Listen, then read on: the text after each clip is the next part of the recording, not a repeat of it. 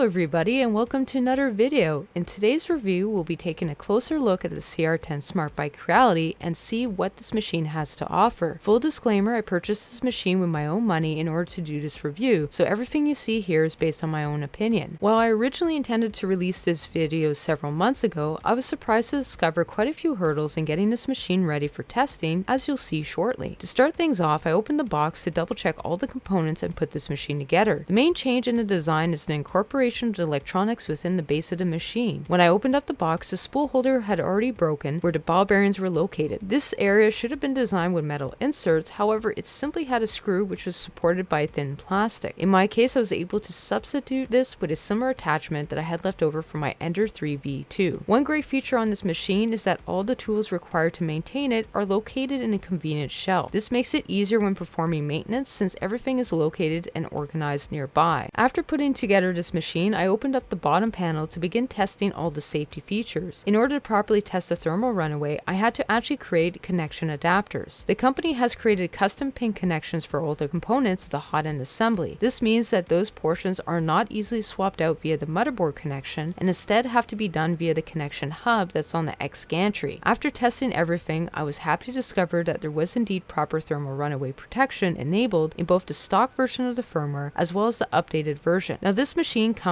with a low quality Bowden tube and is one of the first recommendations I have for an upgrade since it can make a huge difference in preventing issues down the road. I have unfortunately found that on most of Creality's machines, the stock hot end is prone to heat creep and therefore this is a good preventative measure. Updating the firmware is not intuitive at all and has specific requirements in order to be successful. I personally believe that I had bricked my machine until I discovered the unusual requirements that it had. In order to do a proper update, you need to fulfill three main factors. You have to use the proper size SD card which has been formatted correctly, you have to hold the power button on during the full update, and the .bin file must use a different name every time an update is done. These were just some of the requirements, and once again I had to pause the review in order to make a video showing the proper procedures so that others would have an easier time doing this for themselves. But why did I need to update the firmware, you ask? Well, every time I attempted to print in vase mode, I ended up with something like this. As you can see, this didn't quite print correctly and ended up taking 10 times the amount of time it was supposed to. To be clear, the company doesn't recommend you use anything but their skin version of Cura Slicer, and I was using the most up-to-date version of Cura at the time. But this is the first machine that's ever given me this result. While printing, I noticed that this machine was pausing continuously, which was leading to longer print times and this bubbled look. After quite a bit of troubleshooting, which did include disabling the Creality Wi-Fi box that's been integrated into the machine, I was finally able to solve the issue by updating the firmware. If you're using Cura, I will include the start G-code that I've tested and can confirm work correctly. The first one will be provided by David Hart and the second one will be one I'm currently using. Both of these will be in a download package on my website along with the custom Cura profile. One great feature on this machine is the ability to shut down via the screen or after 3D prints have completed. This is a great feature to have and is something I would like to see other companies implement in the future. However, it does come with some trade-offs which would need to be addressed in future versions. I suspect that the implementation of this feature is what makes the updating of the firmware less intuitive since it requires the user keep pressing the power button in order for it to fully complete. This machine does indeed have tin connections and I would recommend replacing those with ferruled ones. Once again, I have already created a specific video for this machine which you can refer to. While opening up the machine to check for tin wires, I also came across a device which was supposed to enable Wi-Fi connectivity. If any of you have seen my video on the Creality Smart Kit, you'll be aware of my experience regarding that device and its implementation. Since that device has already been featured in another video, I will not be revisiting that portion in this review. I will say, however, that during my troubleshooting steps, I did have to disable the Wi-Fi box and re-enable the USB connection to the motherboard. I'll include a link to that in the description below if you also want to do the same. The build plate auto leveling is poorly implemented and has caused several issues for both me and others online. I personally had to add manual bed leveling in order to properly test the machine's capabilities. As it turns out, I can say that there's a small amount of leveling, however it's very inaccurate. I did follow Creality's bed leveling guidelines prior to running my tests with mixed results. It is very important to note that the print bed and hot end must be stable and not wobble in order to work correctly. There are tensioner nuts for ensuring this, and if you have any issues with your machine, this should be the first thing that you check. In this case, it's far less important that the pulleys have even tension. Instead, the stability is far more important. After adding tensioning knobs to my printer, I was able to test whether the leveling was fully functional, and unfortunately it seems like the machine has issues with accuracy. Even after using the start G-code by David Hart, there are still issues with bed leveling, which made it unpredictable. After doing further research, I did come across an article by Sebastian Damon, which suggests that it could be electrical interference that's causing the issue, and this could be fixed with a firmware update. Unfortunately, the screen that came with the CR10 Smart makes creating a community firmware more difficult, and since Creality has not released the source code for this machine, this is likely to continue being an issue. I have already released the video for adding manual leveling to your printer, so if nothing else has worked and you've already updated the firmware, you could try that as well. The extruder on this machine is quite unique in itself and has a locking mechanism for the filament that does indeed make it easier to feed the filament through. Now, although the machine does come with a transparent plastic that can fit into the gap that's between the sensor and extruder, I would not recommend using it at all. If there's a jam, you'll find it difficult to remove the broken filament if you have this installed. The easiest way to tell if the extruder is in its locked state is to give the filament a simple tug and see if it moves back and forth. I personally drew a little padlock so it would have more visual reference, so that may be something you wish to do as well. This machine does come with quite a few quality of life improvements, such as belt tensioners, filament runout, solid stepper motors, dual Z-axis motors, built-in MOSFETs, and thermal runaway. However, with all these elements, there's still the glaring issues which a user will most likely have to address. This is unfortunate to say the least, since I really like this machine now that all those issues have been fixed. The out-of-the-box experience is quite bad and isn't something I can recommend to a new user at all. For someone who's a tinkerer and willing to put in the hours that's needed to get a functional machine, I give it a 4 out of 10, since the likelihood of the machine working correctly out of the box is very low. This machine is specifically marketed towards new users, and therefore I'm rating it as such. I found this machine to be a missed opportunity, and with the potential release of the CR10 Smart Pro, I have serious concerns about that machine as well. If a company isn't able to release a regular version which is fully functional, I have reservations regarding the Pro version. It suggests to me that the company is using its user base as beta testers, which in today's age is unacceptable. Perhaps once the company has released the source code or start providing upgrade kits which fix the current issues, this rating could potentially be revisited.